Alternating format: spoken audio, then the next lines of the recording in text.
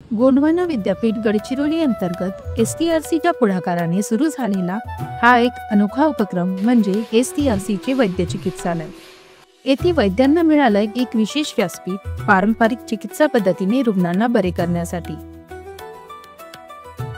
फक्त उपचारच नाही तर वैद्यांच्या पारंपरिक चिकित्सा पद्धतीचे जतन करण्याचं आणि ज्ञानाला लोकांपर्यंत पोहोचवण्याचं कार्य इथे केले जातं। या उपक्रमाद्वारे अनेक औषधी गुणधर्म असलेल्या नवनवीन वनस्पतींची माहिती मिळत आहे, जे शतकानुशतके स्थानिक लोक वापरत होते।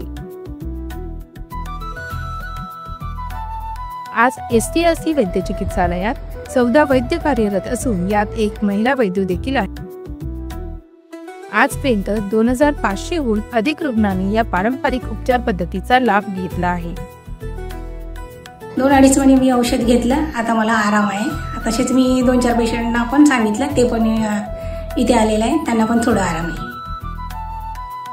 जे ज्ञान गडचिरोलीच्या जंगलात लपले होते ते आता समाजाच्या मुख्य प्रवाहात पोहोचत आहे आणि या ज्ञानाचे जतन करण्यासाठी STRCने त्यांची महत्त्वाची भूमिका निभावली आहे।